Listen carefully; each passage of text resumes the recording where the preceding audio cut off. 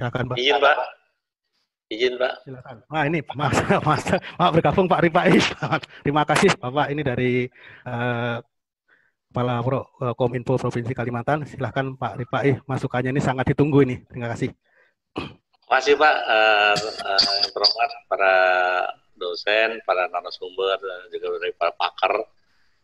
Tadi kami melihat beberapa materi yang disajikan. Kami sebagai pemakai owner ini kayaknya melihat tadi ada satu yang berkembang di provinsi kita. Pertama masalah integrasi, sudah ada tadi, ada kayaknya untuk ini mata kuliahnya. Yang belum saya lihat tadi masalah keamanan informasi, Pak, yang lagi marak sekarang ini.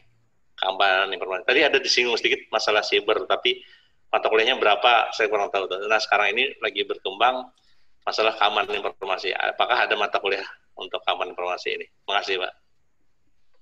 Oke, terima kasih Pak. Terima kasih setelah Pak bergabung Pak Rifai, pendukung kita sebagai pendiri Sistem Informasi Kota Cerdas. Mungkin langsung saja ditanggapin dulu mungkin dari Pak, mungkin di dalam desain kurikulum mungkin akan kita akomodasi itu ya. Mungkin Pak Eko atau Pak Windy Pak, mungkin bisa nanggapi sedikit. Ya Pak, sedikit kebetulan saya juga siang ini harusnya sebenarnya jadi satu dengan SKKNI yang terkait dengan cyber security, dan tahun lalu juga ada bikin peta cyber security. Itu menarik sekali di situ bahwa dunia dari cyber security itu memang ada okupasi-okupasi atau profesi-profesi yang memang mulai dari jenjang D1, D2 gitu sudah ada gitu. Nah, jadi mungkin itu bisa dilihat sebagai rujukan untuk memikirkan masalah security.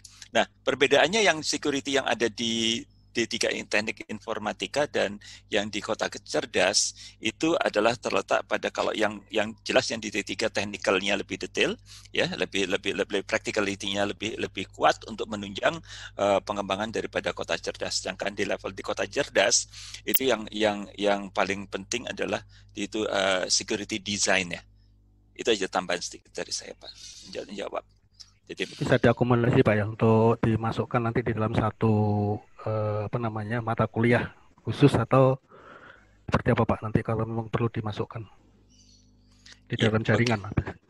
Ya, jadi kalau Anda kata memang yang sekarang sedang saat yang berlangsung di sini adalah untuk di security control gitu ya. Di SOC-nya. Ya, di dalam SOC-nya. Nah, itu semuanya sebenarnya kalau mau kita perkuat, itu diperkuatnya di materi yang terkait dengan yang tadi yang jaringan, sama yang di tiga teknik informasi di jaringan, sama di programming. Nah, jadi kalau kita bicara mengenai jaringan, sebetulnya kita mau tidak mau kita sudah bicara mengenai security di dalamnya. Diperkuat Pak di situ aja. Dan nanti kalau yang di D4-nya itu nanti kita bisa lihat lagi di penguatan di kompeten yang mana di dalam profil lulusan. Oke, terima kasih. Mungkin Pak Windy ada tambahan? Tambahan sedikit tadi Pak Eko banyak sebenarnya. Hanya ini aja mungkin bagi saya masalah hacking atau apapun ya, security itu sebenarnya pengancamnya kan kebanyakan dari user sendiri. Bukan dari orang luar kok. Jadi masalah awareness apa yang boleh dilakukan sebagai pengguna, apa yang tidak boleh dilakukan. Nah tadi masalah kayak etika dan sebagainya itu sangat penting. Security juga masalah itu. Jadi sebagai misalkan di tahun pertama sebagai operator atau apa, mereka harus dikasih tahu pendidikan tentang masalah security bahwa tidak boleh ngambil data punya dari kantor langsung dikirim pakai WA kemana-mana. Nah, itu yang sederhana itu masalah security, awareness. Itu harusnya udah mulai diajarkan. Nah, meningkat mereka ke tahun kedua baru. Berarti bukan maksudnya gini, masalah itu bisa aja misalkan digabungkan dalam mata kuliah apa tadi kalau salah operasi komputer atau apa gitu. Dan kedua, mulai ketika di dalam database, kita ngomongin masalah security dan disebut database. Di dalam mata kuliah basis datanya yang ngomongin security. Nah, kemudian juga ada yang tadi ada mata kuliah khusus yang security kan ya, mau cyber security atau security. Jadi bisa seperti itu. Nah, karena itu di dalam misalkan masalah tadi yang etika saya bilang diturunkan kalau bisa di level bawah, itu masalah etika profesionalisme itu masalah security awareness itu harus selalu diajarkan. Bagian dari kehidupan sehari-hari. Menyangkut etika profesi itu Pak ya. Ya betul. Terus satu lupa tadi Pak Bandi ketika ngomongin smart city, jangan dilupakan tuh yang smart city yang pilar pertama yang paling penting Pak, SPBE. Nah mungkin pasti teman-teman di Kominfo tuh sangat butuh itu bantuan. Untuk Kalimantan ke Selatan mungkin sudah ranknya berapa? 3,5 Pak ya skornya. Betul Pak. Tapi kan masalah yang saya bilang ini operasional kan seterusnya Pak. Kita butuh itu buat tetap di atas Pak. Jangan sekarangnya bagus nanti Pak Kadisnya ganti, udah nggak ada lagi yang bisa gitu kan kacau gitu. Butuh teman-teman yang terus mensupport bahwa itu selalu tinggi kira-kira seperti itu. Siap, jadi bisa aja mungkin karena enggak silakan Pak Rifa ini yang masalah SPBE ini. Kebetulan Pak ini rancangan perdanya sudah masuk ke DPRD tapi karena COVID jadi akhirnya dibatalkan dulu. Ayo. Nah, SPBE-nya 3,5 ya. Nah, kalau siswanya bisa kan Pak, itu berbagai macam itu kan banyak sekali kan kasus dan sebagainya bisa dibahas dalam SPB itu yang bisa dipelajari kerjasama dan sebagainya. Itu yang sering kita lupakan. Kita mikirin smart yang canggih-canggih yang lain. Sebenarnya dasar dari government ya smart government itu. Terima kasih Pak Budi. Terima kasih Pak. Mungkin dari Kaprodi Teknik Informatika mungkin hubungannya dengan keamanan jaringan tadi, apakah keamanan sistem informasi tadi, apakah sudah bisa diakomodasi di dalam satu mata kuliah mungkin? Sedikit tambahan mungkin. Silakan Pak. Fuad. Terima kasih Pak. Jadi kalau untuk kurikulum D3 Teknik Informatika itu untuk keamanan jaringan, sistem informasi. Keamanan sistem informasi, Pak. Oke, itu sudah termasuk nanti di jaringan lanjut ada Pak di situ nanti Pak. Oke. Ya. Cukup Pak ya. Izin Pak Bandi. Ya, silakan Pak Bu Fitri mungkin menambah ini. Ya, terima kasih Pak Bandi. Pertama saya mau menanggapi terkait yang mata kuliah keamanan jaringan. Itu kalau di D3 sendiri itu sudah ada. Yang dibutuhkan tuh keamanan sistem informasinya Bu sebetulnya bukan keamanan sistem informasinya. Baik. Kalau ya makanya itu, jadi kalau misalnya masalah keamanan khusus keamanan sistem informasinya memang itu belum kita munculkan secara khusus gitu ya. Artinya itu nanti bisa saja kita masukkan di mata kuliah, misalnya pada mata kuliah sebentar. Di sini ada mata kuliah workshop aplikasi terapan. Okay. Jadi nanti kita bisa di situ menambahkan di dalam silabus, salah satunya adalah terkait bagaimana menjamin keamanan sistem informasi. Mudah-mudahan ini nanti ada tanggapan juga dari kawan-kawan sekalian. Kemudian menanggapi sedikit tadi, benar sekali Pak Windy bahwa mata kuliah prodi D3 Teknik Informatika itu sangat padat di semester 3 dan 4. Terus terang dalam penyusunan kurikulum yang berdasarkan pada atau berbasis pada kurikulum Kampus Merdeka yang meminta atau salah satunya itu adalah adanya pelaksanaan kegiatan magang selama 1 semester. Nah itu cukup sedikit membingungkan, bukan membingungkan. Kita ketika kita menyusun atau menyusun ulang kurikulum itu sendiri, jadi harus memperhatikan itu gitu kan, karena 1 semester itu dipakai untuk magang, walaupun di situ ada beberapa mata kuliah yang bisa bisa kita masukkan menjadi salah satu mata kuliah pendukung kegiatan magang industri. Nah, itu tadi memang betul di semester 3 dan 4 itu sangat padat. Nah, mungkin nanti kita bisa minta masukan lagi dari kedua narasumber, apakah mungkin ada mata kuliah yang harus kita kurangi lagi atau seperti apa? Mungkin seperti itu Pak Subandi, terima kasih. Terima kasih Bu MP3. Mungkin ada tambahan dikit, mungkin di sistem informasi kota cerdas, apakah keamanan sistem informasi tadi sudah diakomodasi di dalam mata kuliah? Silakan Pak Rian, mungkin sebelum kita lanjutkan dengan pertanyaan yang berikutnya. Baik, terima kasih Pak. Bisa share screen sebentar lagi. Sudah kelihatan ya Pak? Sebenarnya, mohon maaf Pak Dinas Kominfo Provinsi Kalimantan Selatan, kami dari SEKC ini sudah memberikan rancangan, ada mata kuliah keamanan jaringan dan juga ada keamanan aset dan sistem informasi. Nah, kemungkinan ini kami arahkan juga ke ranah cybernya, ke ranah keamanan sistemnya. Dan mungkin nanti kalau misalnya bisa dirubah untuk profil lulusannya itu akan kami usulkan yang cloud computing tadi fokus ke TI, kami nanti ngambil yang cyber security-nya untuk profil lulusannya. Mungkin itu dari kami, Pak. Terima kasih. Oke, saya buka lagi pertanyaan mungkin. Silakan Bapak Ibu yang mau tanya langsung saja. Angkat tangan ya? Enggak ada. Izin. Saya enggak hostnya. Izin, Pak. Silakan. Dari mana nih Pak? Silakan. Oh, ini Bapak, ini Pak Abdurrahman. Selamat. Baik. Ya. Terima kasih Pak atas bergabungnya pada hari ini. Pak, ya, Kepala Balai yang baru. Enggak ngasih Pak. Ya, yang kami hormati Pak Direktur, kemudian Prof. Eko dan Bapak Windy, kemudian Pak Ripai, ada juga tadi dari Telkom. Sebenarnya kalau kami yang menjadi fokus kami adalah bagaimana kita bisa mengurangi ini ya, mengurangi pengangguran gitu ya. Kita lihat 6,14% sebenarnya lulusan D3 itu menjadi pengangguran. Malah S1 itu malah naik jadi 5,8%.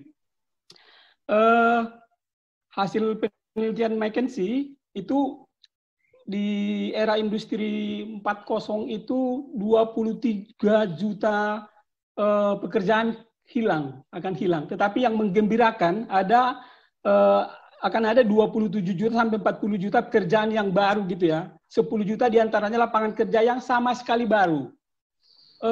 Oleh sebab itu memang harus dilakukan tugas-tugas besar.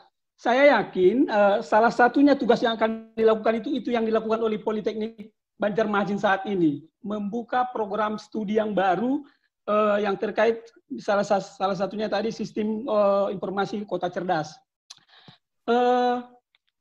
Tentu nanti lulusannya ini karena saya lihat tadi mata kuliahnya sudah berdasarkan peta okupasi, artinya ini sudah berdasarkan KKNI, Kerangka Kerja Kualifikasi Nasional Indonesia. Kemudian kami berharap lulusannya ini nanti tentu bisa link and match dengan industri karena sudah berdasarkan KKNI. Tapi yang cukup penting juga yang tidak bisa kita nafikan adalah soft skill-nya, Pak. Saya bersyukur di situ ada pendidikan karakter, ada etika, bahkan ada agama gitu ya. Kalau hard skill-nya mungkin ya para profesor tadi dan para narasumber sudah menjelaskan bagaimana memformulasikan mata kuliah yang dibutuhkan untuk menjadi lulusan yang punya kompetensi. Tetapi ada baiknya memang karena ada pergeseran saat ini metode pengajaran. Saya pikir kalau kemarin-kemarin itu kita dosennya mengajar, tapi ke depan mungkin kita akan bergeser ke arah mentoring.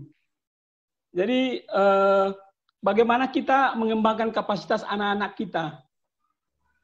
Mereka kita beri ruang dan waktu untuk berkreasi. Dari ruang itu mereka akan muncul bibit-bibit inovasi dan kreativitas. Saya kira memang intinya kreasinya tentu harus berdasarkan norma-norma kebangsaan. Tadi di situ ada pembelajaran Pancasila juga ya, kemudian norma-norma agama dan norma-norma adat dan lain. Saya kira mungkin itu pembangunan karakter Indonesia itu ya penting, sangat penting. Kemudian dengan menggunakan kurikulum yang berbasis okupasi tadi, artinya itu sudah menyesuaikan sehingga lulusannya juga nanti punya daya saing dan kompetensi yang berkarakter Indonesia begitu, yang bisa bekerja di luar negeri tapi tidak melupakan keindonesiaan. Saya kira mungkin dari saya tidak banyak mungkin itu Pak, karena saya lihat kemarin beberapa kali waktu kegiatan SKKNI di Aceh misalnya kami mengundang industri.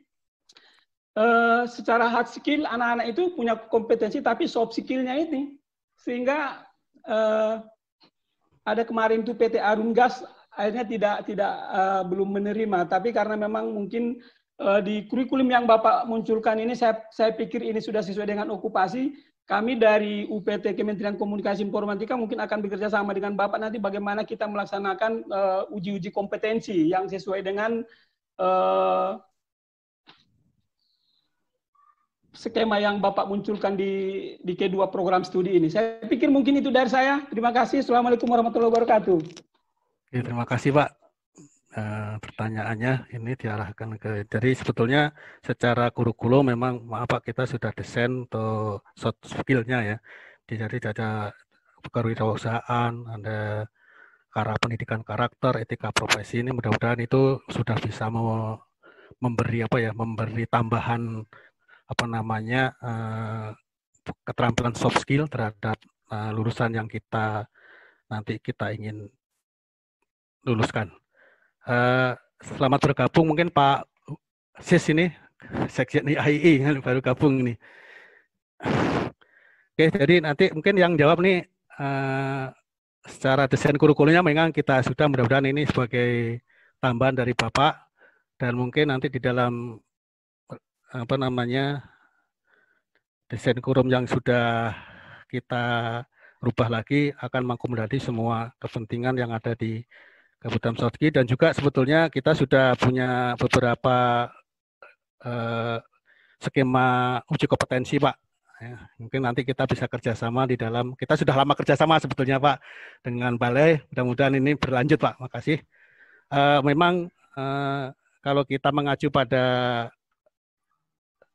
semangat Kampus Merdeka, sebetulnya kita tidak aja menghasilkan lulusan yang siap kerja, tetapi bagaimana kita menghasilkan teknopreneur ya, bagian kewirausahaan. Mungkin itu yang ditekankan, jadi kita tidak menggantungkan terhadap si pemberi kerja, tetapi bagaimana kita bisa memberi peluang untuk merekrut pekerja. Mungkin itu ada istilahnya, ada pendidikan sepanjang hayat. Nah, itu yang akan kita, jadi dimanapun kita berada, kita survive. Nah, itu lulusan kita inginkan seperti itu. Mungkin ada tambahan jawaban dari Pak Windy atau Pak Eko tadi. Silakan Pak.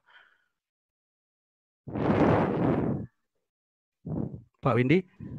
Oke. Oh iya, Pak Windy dulu aja nanti habis itu saya. Pak Windy. Iya, Pak Windy. Silakan Pak. Baik. Tadi beberapa yang dinyatakan oleh, maaf Pak, siapa tadi Pak? Rahman Pak.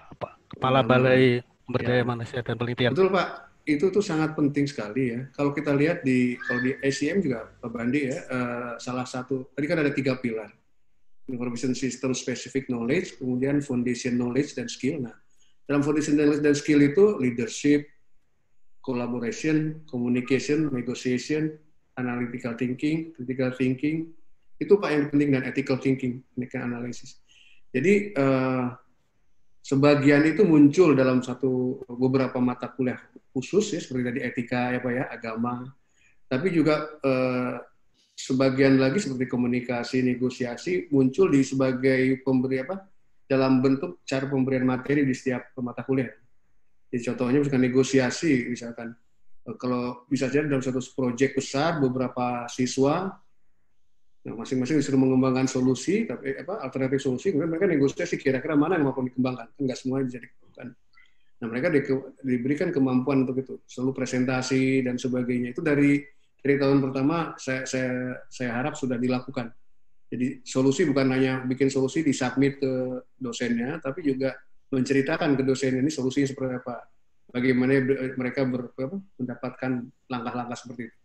Itu memang wajib, karena kelemahannya itu anak-anak informatika, anak-anak sistem informasi itu pinter berhadapan sama komputer, susah berhadapan sama manusia. Padahal sekarang itu ya gitu Pak ya, yang seperti itu yang dibutuhkan. Di satu ruangan aja nggak ngobrol ya. Nah iya, pakai WA lagi Pak ya ngomongnya. Di satu ruangan aja nggak ngobrol dia. jadi itu jangan dilupakan Pak, bahwa dalam pemberian tugas-tugas dan sebagainya, kemampuan soft skill itu sangat dibutuhkan. Jadi di encourage untuk melakukan itu. Jadi jangan kirim solusi deadline selesai gitu. Enggak, tapi bisa kan dengan diskusikan, presentasi segala macam. Terima kasih Pak. Ya, langsung nyambung aja Pak, supaya hemat waktu. Oke, Saya melihat memang paradigma pendidikan vokasi ini kan sangat berbeda sekali dengan pendidikan S1. Itu yang saya katakan tadi, sebenarnya jangan terjebak dengan S1 yang dipenggal gitu ya untuk D3-nya. Nah, dari situ akhirnya kalau praktek itu memang jauh lebih besar, maka sebetulnya ada beberapa hal nih. Yang pertama adalah mengenai kembali ke yang etika tadi. Etika itu sebetulnya kita bisa combine dengan beberapa soft skill di situ, kita taruh di bawah, karena itu akan mempengaruhi sekali bagaimana dia menjalankan praktek-praktek yang ada di atasnya, termasuk baik dari segi aspek security, bagaimana menjaga keamanan. Apa yang dikatakan Pak Windy itu betul sama yang seperti saya hadapi juga, bahwa kebanyakan lolosnya dari dunia cyber itu kebocorannya itu justru dari perilaku manusianya sendiri gitu. Mulai dari itu. Terus kemudian yang berikutnya adalah ketika kita bicara tadi ada yang D4 terkait dengan big data dan data analitik, data scientist. Problem yang terbesar pendidikan yang di situ yang kaitannya dengan vokasi itu adalah data set, Pak. Nah, kalau Anda kata memang di situ tanpa data set yang kuat yang bisa dipakai dicobakan, itu tidak mungkin kita bisa mengajarkan, akhirnya ya teori. Atau kalau enggak praktek-praktek kecil. Tapi enggak akan kuat itu di dalam masalah data analytics atau data big data. Nah, dalam kaitannya melihat seperti itu, mungkin kerjasama dengan dunia usaha, dunia industri. Saya agak sedikit menghilangkan istilah industri, tetapi karena industri biasanya kaitannya orang sering konotasinya hanya manufaktur atau perusahaan, kerja di perusahaan, kerja di industri, itu masih gitu. Tapi dunia usaha dan dunia industri, jadi dua-duanya di situ. Maka memang kerjasama tadi akan harus lebih banyak lagi dilakukan dan isinya jelas. Saya mengambil contoh, misalnya salah satu kegiatan mata kuliah di tempat saya, kebetulan kita ada namanya proyek perangkat lunak, itu setiap proyeknya itu adalah kerjasama langsung dengan pemesan yang sesungguhnya. Jadi dengan the real buyer, the real stakeholder. Nah, ini kalau bisa lari ke arah sana akan lebih kuat, karena itu ditunjang dengan kerjasama tadi. Nah, yang terakhir adalah yang kaitannya tadi dengan di Politeknik punya lab. Kemudian ada kuliah teknopreneur. Bagaimana mereka ini bisa mempraktekkan? Kalau andai kata kita bisa mengambil konsep yang ada di dalam teaching factory, di dalam dunia microelectronics, kita masukkan ke dalam software produk lain, teaching factory di bidang perangkat lunak gitu, maka technopreneur akan bisa jalan di situ, kemudian mengembangkan skala besar, real juga bisa dilakukan di situ, hasilnya bisa dipergunakan oleh stakeholder langsung. Nah, jadi di sini kok kelihatannya perlu ada suatu tempat yang kawah candra di muka, sehingga orang semua lulusan itu bisa di situ ada sertifikasinya, jadi mereka keluar itu sudah dengan percaya diri, punya sejumlah real practical dengan ditunjang oleh theoretical background yang kuat, ditambah dengan sertifikasi. Tentunya ada satu pemilihan domain tertentu. Gitu, Pak. Baik. Terima kasih. Ya, jadi ada satu catatan ya, bahwa mata kuliah yang berhubungan dengan soft skill kalau bisa ditempatkan pada semester-semester awal. Karena ini kan memberi pengalaman lebih lanjut terhadap dasar. Oke, makasih catatan. Mungkin kita sebelum ini kita ada pendukung utama, Pak, untuk di 3TI itu. Mungkin saya kasih kesempatan dulu sebelum kita nanti ke alumni sebagai pemakai, sebagai orang yang apakah lulusan selama ini sudah terserap ke industri atau belum. Mungkin alumni bisa memberi tanggapan. Sebelum ke alumni kita minta tanggapan dulu Pak Lingga sebagai pendukung utama, Pak. Kita sudah 3 tahun kerjasama dengan ASIO Class Program, mungkin bagaimana implementasi ASIO Class Program ini, Pak? Silakan Pak Lingga. Ya, terima kasih Pak Subandi. Ya, saya rasa atas kesempatan juga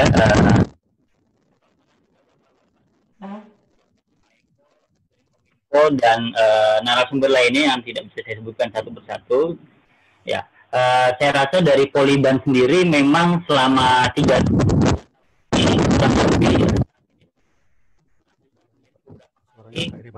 mahasiswanya untuk magang di kami, Pak. Dan memang seperti yang ditekankan dari beberapa narasumber, soft skill sendiri sangat penting di dunia industri.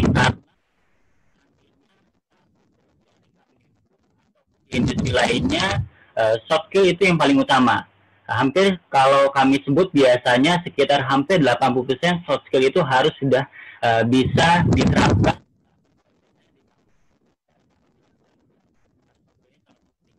Karena kalau misalnya untuk teknis sendiri di industri itu bisa kami ajarkan kembali nantinya, dan siswa pun atau mahasiswa pun bisa memahami. Biasanya sudah dari awal kalau memang mahasiswanya atau lulusannya kurang bagus, nah soft skill kurang bagus, nah bisa-bisa nanti malah tergeser oleh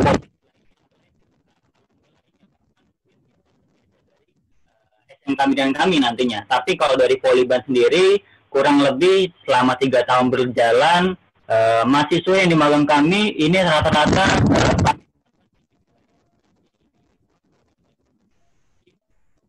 yang berangkat ke kami rata-rata soft skill-nya kurang lebih cukup sangat luar biasa, Pak. Nah, jadi saya rasa dari Poliban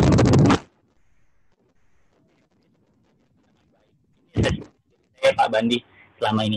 Ya. Terima kasih Pak Bandi atas waktunya. Terima kasih Pak. Mungkin ini ya mungkin tadi sudah bergabung Pak Taufik ya, Pak Taufik Susanto mungkin dulu sebagai pengguna ini kira-kira seperti apa Pak? Tanggapannya kan Pak Taufik ya. Baik, yang saya hormati Direktur Pejabat dan Sivitas Akademika Politeknik Banjarmasin dan juga narasumber, moderator serta secara umum. Secara umum saya melihat sudah luar biasa sekali ya.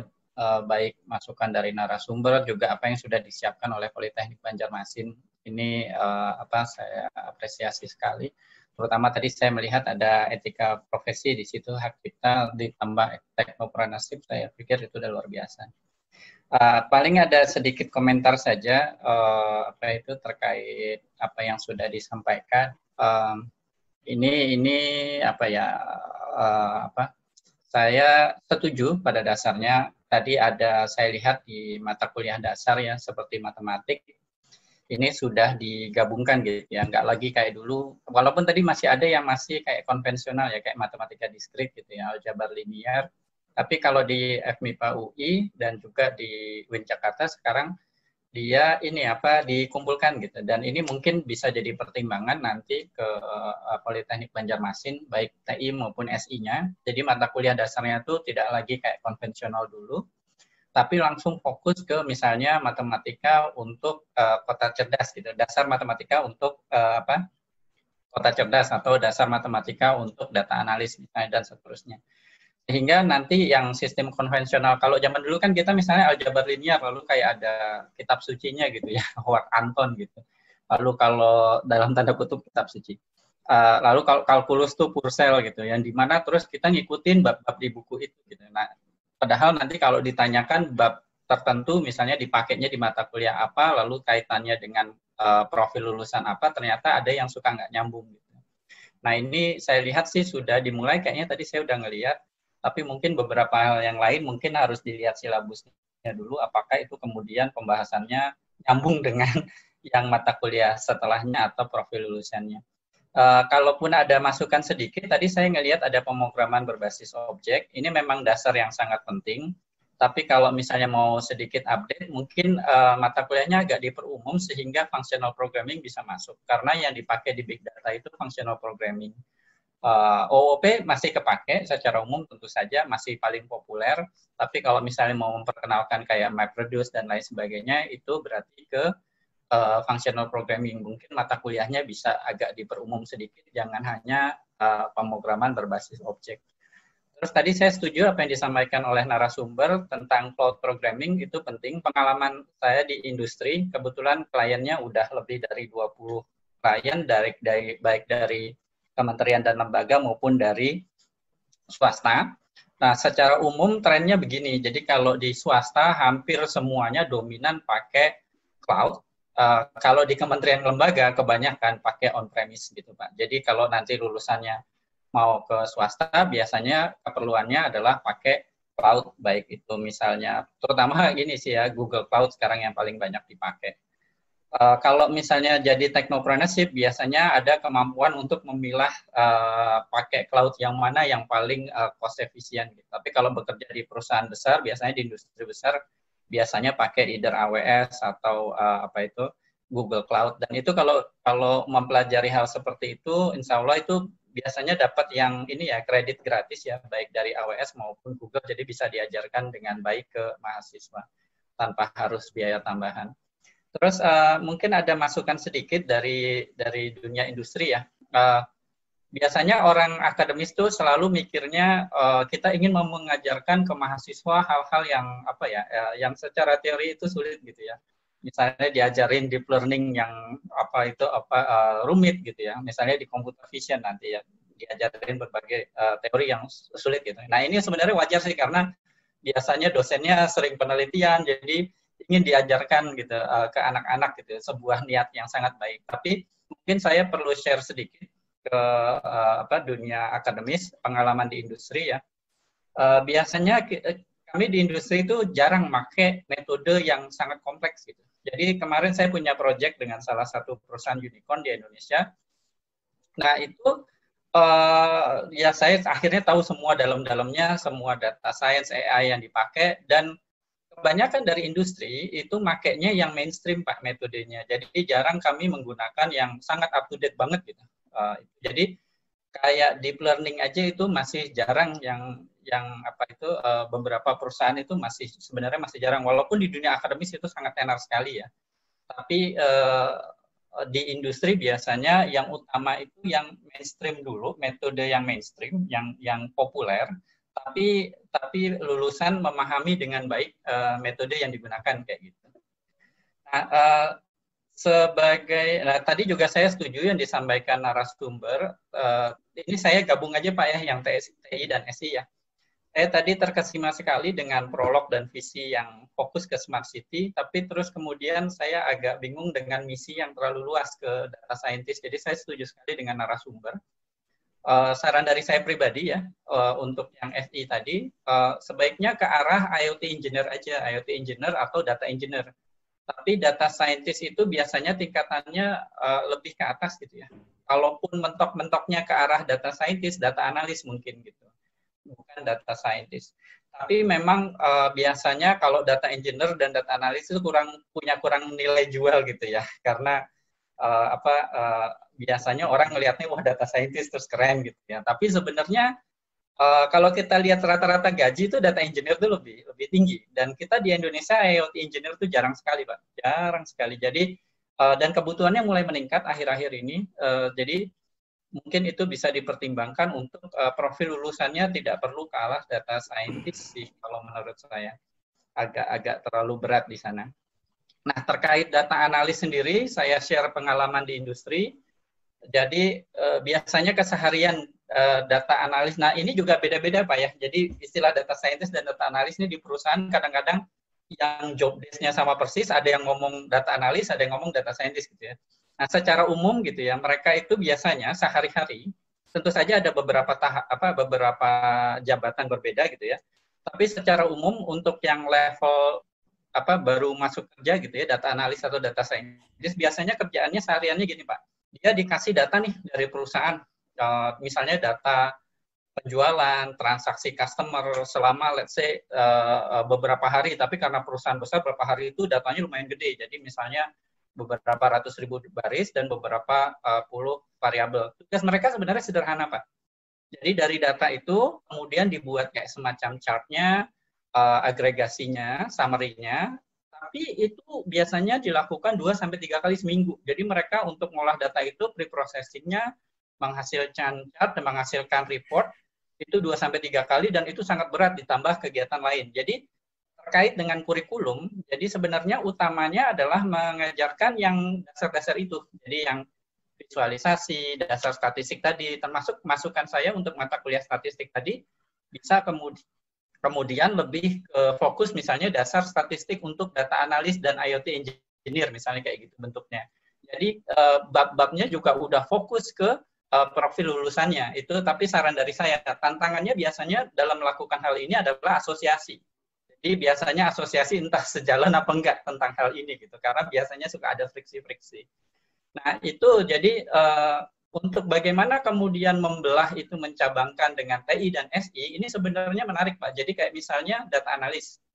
Biasanya kompetensi utama di industri yang dibutuhkan kita namanya EDA, Exploratory Data Analysis. Dan ini bisa dilakukan dengan dua hal. Dengan query di database dan dengan programmatically. Jadi akhirnya bisa dipecah tuh. Yang TI bisa programmatically, misalnya pakai Pandas di Python.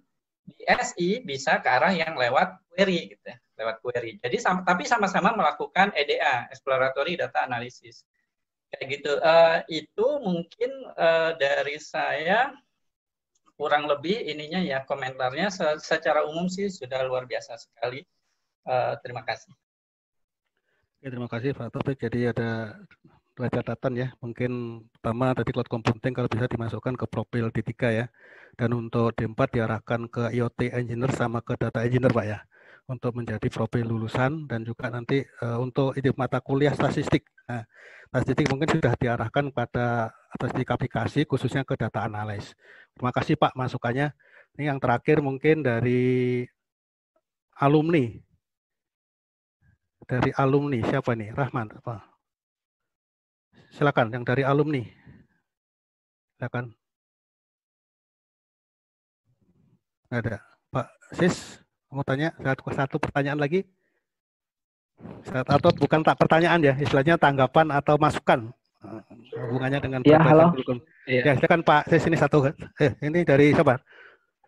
Hafiz Pak, alumni Pak. Hafiz, iya silakan. Hafiz. Ya, silakan dari ya. Alumni nih dikasihkan. Ya. Assalamualaikum warahmatullahi wabarakatuh. Yang terhormat Bapak narasumber, stakeholder dan Bapak dosen sekalian dan juga teman-teman alumni. Di sini mungkin mau nanggapi dan bertanya juga sih sekalian untuk masalah ini ya, sarjana sistem informasi kota cerdas ini. Nah di sini ada beberapa poin yang saya lihat untuk mata pelajaran K3 Ketenagakerjaan, etika profesi dan hak cipta serta pendidikan karakter. Nah di situ yang saya lihat sendiri itu kenapa untuk SKS teorinya itu lebih banyak dibandingkan prakteknya. Sedangkan tadi pembahasan yang sebelumnya tadi ini kan membahas tentang soft skill ya. Soft skill seperti bagaimana cara untuk melakukan etika profesi dan hak cipta itu. Nah, jadi di sini yang saya tanggapi di sini kenapa hal itu lebih banyak diarahkan ke teori. Seharusnya kan lebih ke praktek. Terus seperti yang Bapak Windy tadi jelaskan, seharusnya untuk etika profesi dan hak cipta ini mungkin bisa dimasukkan ke dalam semester awal. Nah, mungkin bisa juga dimasukkan pada semester berikutnya gitu. Nah, jadi mungkin dibagi gitu. Soalnya berdasarkan pengalaman saya sebagai alumni sendiri, bahwa soft skill ini yang paling bermasalah lah maksudnya. Jadi kadang-kadang itu mereka itu jika menghadapi klien, misalnya, mereka itu yang paling sering kelemahan mereka itu kayak soft skill-nya itu seperti berbicara kepada kliennya itu sendiri.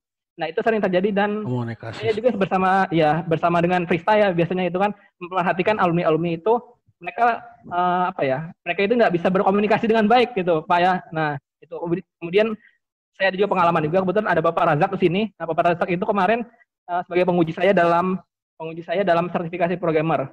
Nah beliau itu juga menyampaikan saya dengar nih menyampaikan ketika dia menguji, Pak Razak menguji, keluhannya itu banyak sekali yang lulusan TI ini tidak bisa berbicara dengan baik gitu loh.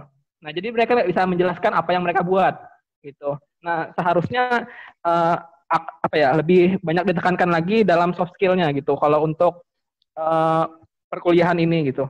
Karena di sini saya berharap sih harusnya kalau misalnya sarjana sistem informasi kota cerdas ini untuk pembelajaran mata pelajaran etika profesi dan hak cipta pendidikan karakter itu bisa di setiap semester atau mungkin lebih mudahnya Pak lah kalau saran saya sih lebih mudahnya mahasiswanya itu diberikan kayak proyek Pak kan dosen-dosen ini kan kadang-kadang ada proyek Pak ya nah itu bisa aja Pak diserahkan minta bantuan kepada mahasiswanya jadi mahasiswanya itu selain untuk belajar programmernya mereka juga bisa saling berkomunikasi gitu.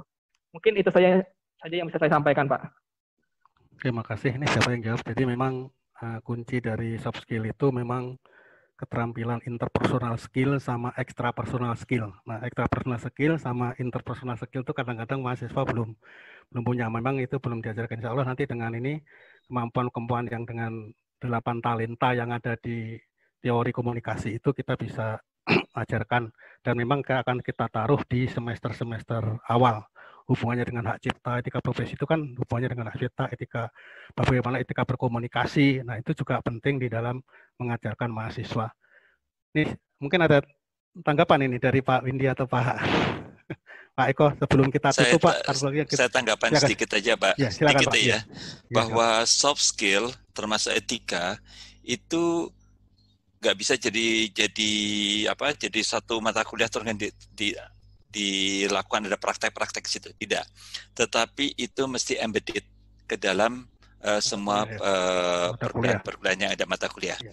Yang ada di semester awal itu hanya memperkenalkan. Itu pun juga bisa dengan SKS yang kecil ataupun juga bisa dilakukan dengan mempergunakan sekarang kan nggak perlu classroom semuanya kan, bisa pakai e-learning kan, bisa pakai web kalau hanya pengetahuan saja, dan itu nanti ada checkpoint di mata kuliah dan penerapannya seperti apa.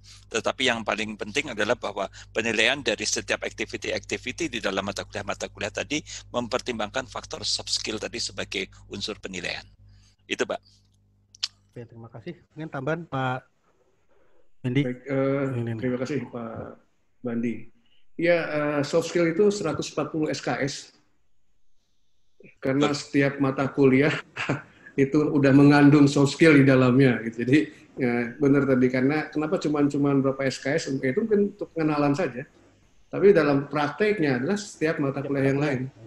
Ya, proyek, tugas akhir, sama pengembangan proyek segala macam, pengembangan tugas-tugas. Jadi karena itu akibatnya sebaiknya di awal supaya paling nggak mereka tahu dulu kira-kira konsep-konsep atau apa ya, dasar-dasar. Setelah itu diujinya sebenarnya dalam praktek-praktek perkuliahan yang lain. Kira-kira itu, Pak. Jadi 140 SKS, Pak, ya. Soft skill itu. Jangan hanya 3 SKS, 4 SKS. Lupa Pak nanti kalau cuma 3 SKS. Ya, memang sebetulnya setiap capaian pembelajaran sudah ada, Pak, soft skill itu. Nah, mungkin sebagai pengantar kan biasanya ada di capaian pembelajaran itu di dalam kita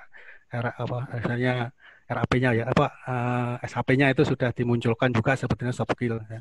Salah satunya yang sederhana saja itu kan membaca doa sebelum belajar, itu kan sebetulnya juga karakter-karakter yang keagamaan yang bisa dimunculkan, mungkin itu.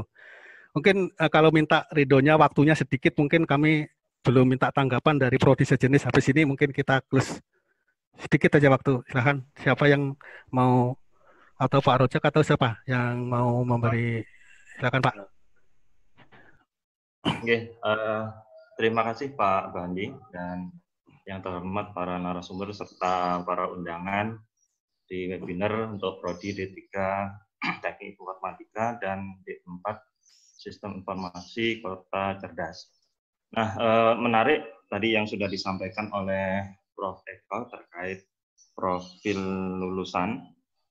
Karena kebetulan kami ada di Prodi D3 Manajemen Informatika, Pak, di Poliban, Pak. Jadi profil lulusan ini kan sudah kita tentukan ada beberapa, termasuk yang di TI ataupun di Sistem Informasi Kota Cerdas. Misal ada 3 gitu ya. Misal ada 3. Nah, yang menjadi mungkin pertanyaan kami, ketika kita menentukan profil lulusan, gitu kan, kita kan pengennya mahasiswa ini nanti sebelum, karena kita membahas kurikulum kampus merdeka gitu ya, sebelum mereka keluar dari kampus, itu kan kita bekali nih, berdasarkan ya profil-profil yang sudah kita susun, sehingga nanti sebaran mata kuliah juga harus mendukung profil yang kita buat.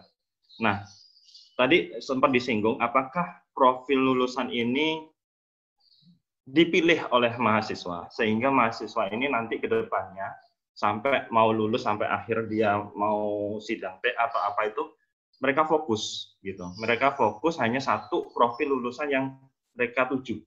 Atau ketiga profil itu yang harus mereka capai.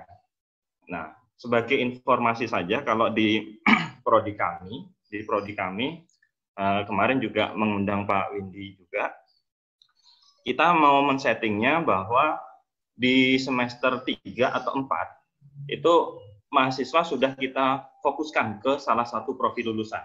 Meskipun di semester 1, 2, 3 mereka gabung dalam satu mata kuliah yang sudah kita distribusikan. Nah, nanti sebelum mereka lepas atau keluar dari kampus, mereka sudah menentukan pilihan dari profil yang pengen mereka tuju.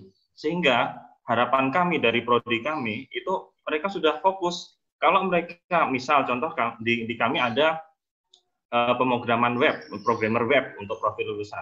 Mereka ngambil profil itu, kemudian lepas ke dunia industri sampai akhir semester di semester 6, mereka fokus ke situ terus. Atau yang lain, profil yang lain juga sama. Misal di kami ada digital entrepreneur. Nah, mereka sebelum lepas, mereka harus menentukan pilihan dulu. Nah, apakah seperti itu atau idealnya seperti apa? Karena di sini memang kami masih mencari formulasi yang pas, sehingga apa yang kita harapkan terhadap lulusan atau alumni itu benar-benar ya ada link and match sama dunia industri. Mungkin itu Pak, terima kasih. Terima kasih Pak Abdur Rojak ya, kadang-kadang namanya.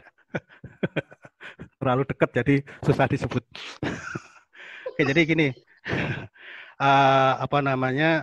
tadi kalau memang mungkin Pak Eko atau yang lain nanti bisa jawab ya, memang kita kalau setiap mahasiswa menentukan profilnya berarti keluasan kurikulum tuh akan sangat diharapkan di sini. Jadi mungkin sebaran mata kuliahnya banyak, tetapi yang diambil mungkin bisa sesuai dengan profil yang diinginkan. Mungkin itu ya catatan saya. Mungkin desain kurikulumnya mungkin agak luas, tapi mungkin pilihannya yang luas mungkin itu. Mungkin yang bisa digambarkan dari Pak Rojak tadi. Mungkin lebih detailnya mungkin Pak Subandi boleh komentar sedikit.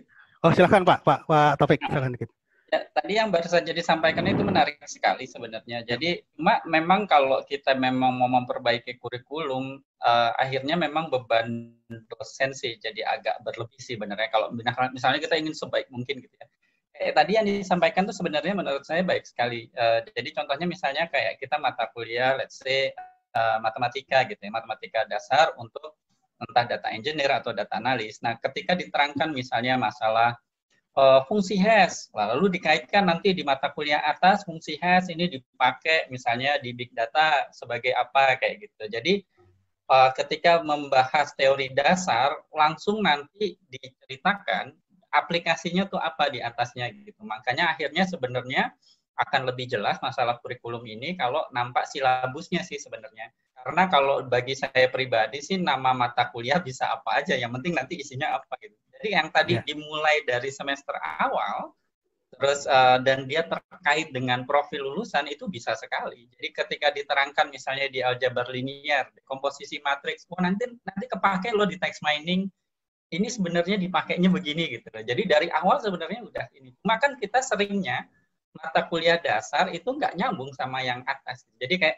ini kepakainya apa sih? Mahasiswa tuh selalu nanya gitu.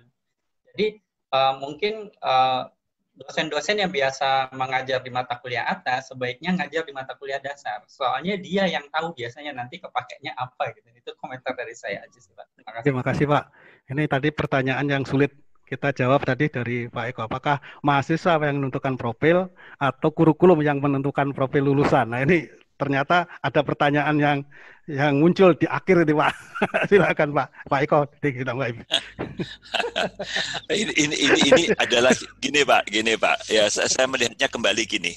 Seringkali sebagai penyelenggara itu penyelenggara pendidikan, ya dalam hal ini kita ambil Poliban atau di mana-mana sama. Itu seringkali ada satu kegalauan yang besar. Apakah mata kuliahnya menarik sehingga intake-nya yang mendaftar banyak sehingga persaingan tinggi sehingga mendapatkan orang dengan kualitas yang bagus.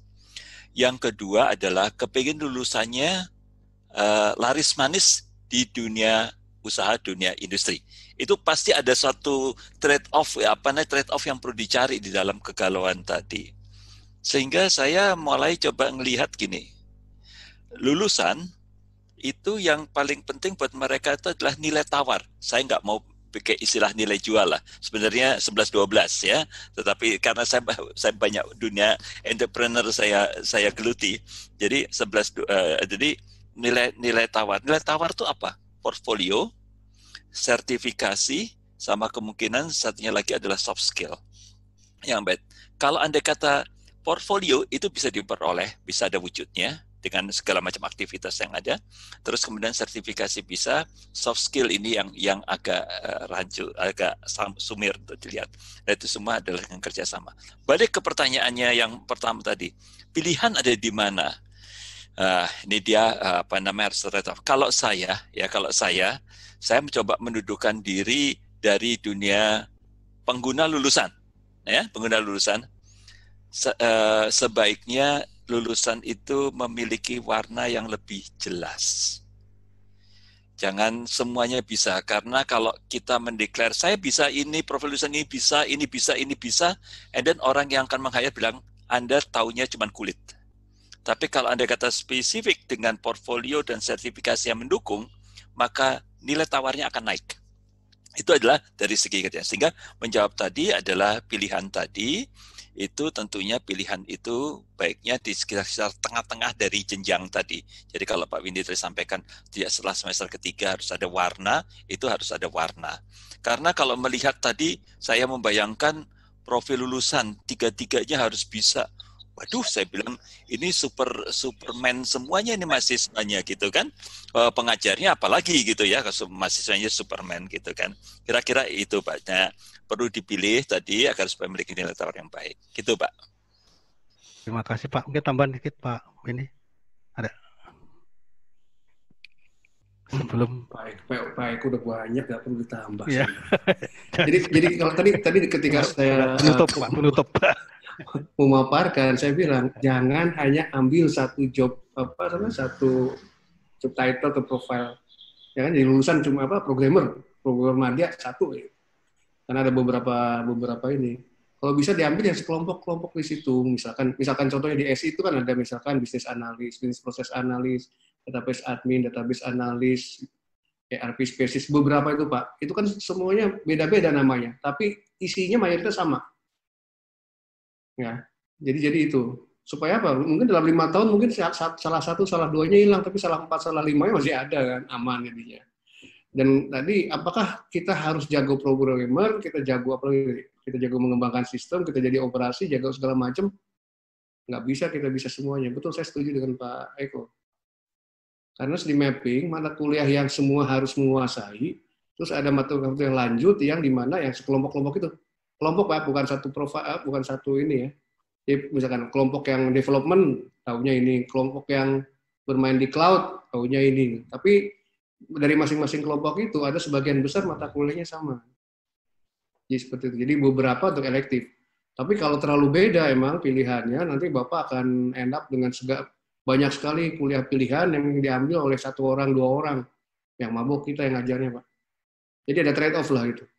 Kita karena pilih beberapa kelompok lah, mungkin kelompok profil lulusan yang banyak persis samanya, terus ada beberapa yang berbeda. Tapi tidak bisa memaksakan semua lulusan bisa segala macam. Nanti Palu Gada Pak, lulusan Palu Gada, D4 Palu Gada bukan D4 sistem informasi. Gitu aja Pak Pandi, makasih. Terima kasih Bapak Ibu sekalian, sebetulnya banyak catatan yang harus kita ini, khususnya dalam desain kurikulum ada beberapa catatan tentang terlalu masih confuse, artinya masih gamang dalam menentukan profil. Insya Allah nanti dengan adanya FGD ini kita akan pertajam dengan hubungannya dengan profil maupun capaian kurikulum yang akan kita implementasikan di dalam proses pembelajaran pada tahun-tahun yang akan datang. Mudah-mudahan implementasi ini bisa kita jalankan. Oke, mungkin terakhir sebelum kita penutupan, mungkin ada kata-kata ucapan terima kasih Pak Direktur, mungkin sebelum kita kembalikan ke MC. MC masih gabung Pak Direktur, masih gabung? Baik, terima kasih Pak. Ya, silakan Pak. Terakhir ya. Mungkin sedikit saja. Sekali lagi terima kasih kepada Pak Prof. Eko dan Pak Windy yang telah banyak memberikan masukan kepada program studi Sarjana Terapan Sistem Informasi Kota Cerdas dan Diploma 3 Teknik Informatika. Jadi mudah-mudahan apa yang disampaikan oleh kedua narasumber tadi juga disampaikan oleh beberapa masukan daripada beberapa undangan itu dapat kita implementasikan nantinya ke depannya. Dan semoga revisi kurikulum ini nantinya sesuai dengan kebutuhan industri dan lulusan kita nanti bisa diserap di IDUKA, industri dan dunia kerja. Itu kira-kira Pak Kaprodi, Pak Subandi yang saya sampaikan. Sekali lagi selamat setelah menyelesaikan revisi kurikulum ini. Terima kasih. Assalamualaikum warahmatullahi wabarakatuh. Waalaikumsalam. Terima kasih Bapak Direktur, terima kasih Bapak narasumber, Pak Prof. Eko dan Pak Windy dan semua stakeholder yang telah bergabung dengan webinar ini. Sebelum ini kita serahkan kembali waktunya ke MC untuk menutup acara ini. Terima kasih. Assalamualaikum warahmatullahi wabarakatuh. Waalaikumsalam warahmatullahi wabarakatuh.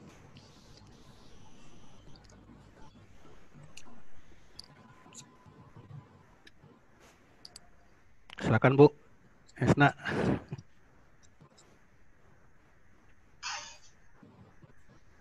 Silakan Bu. Diambil alih Bu. Supaya supaya segar.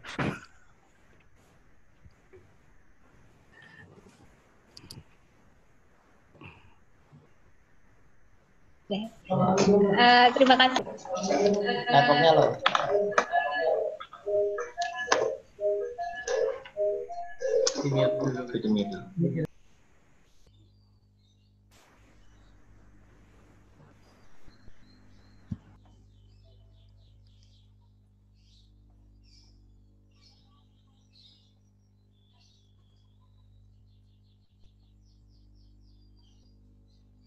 Ini Bu Isna. Tes. Bu Isna, Bu Isna.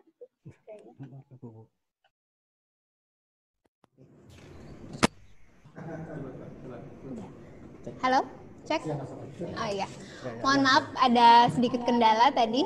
Jadi Bapak Ibu, terima kasih. Demikian tadi pemaparan, diskusi, dan masukan tentang kurikulum D3 Teknik Informatika dan kurikulum D4 Sistem Informasi Kota Cerdas. Mudah-mudahan dengan diskusi tadi, banyak diskusi, masukan baik oleh Bapak-Bapak perwakilan stakeholder atau program studi serumpun dan alumni. Mudah-mudahan ini menjadi bekal yang kuat bagi kita untuk memperbaiki dan memformulasikan kurikulum yang lebih baik untuk program studi sendiri maupun bekal untuk mahasiswa ke depannya. Mungkin kita tutup acara hari ini dengan sama-sama mengucapkan hamdalah. Terima kasih banyak. Kita akhiri acara ini. Wassalamualaikum warahmatullahi wabarakatuh. Waalaikumsalam warahmatullahi wabarakatuh. Terima kasih Bapak Ibu semua. Waalaikumsalam. Izin pamit. Ya, izin pamit. Terima kasih Pak Windy, terima kasih Pak Prof. Eko. Terima kasih, mari saya izin mengundurkan diri. Terima kasih. Terima kasih mengizinkan mengundur diri Pak, Bapak semua. Terima kasih Pak Windy. Mohon izin. Ya, siap. Salam. Terima kasih Projak.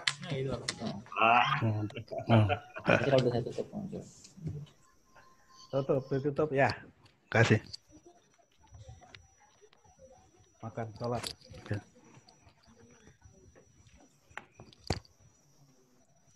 Selamat dan sukses.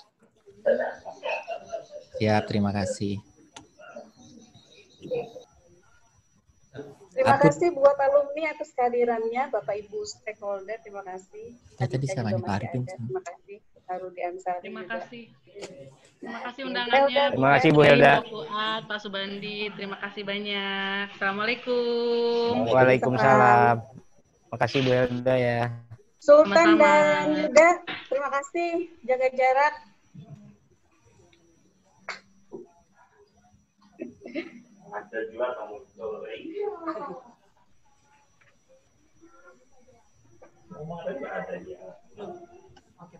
Apanya? Iya. Iya. Terkumpul di sini Bu Fit. Pesertanya datang. Makasih Bu, Pak. Assalamualaikum. Waalaikumsalam. Makasih Bu Jan. Ya Pak, makasih Pak. Musli kah itu Pak? Iya betul. Oh Musli, Musli, apa kabar Musli? Baik Bu. Besengot biar. Hilang Bu, hilang. Hilang. Oh sudah hilang, oke. Anu Bu, jangan lupa Bu undangan Musli. Pakai kumis tuh biar sangar Bu. Kan begawi Bu ini kalau jadi biar sangar tuh. Ya lah Musli. Iya Pak. Siap ya Pak. Sehat alhamdulillah. Pak Wahyu Rosandi yang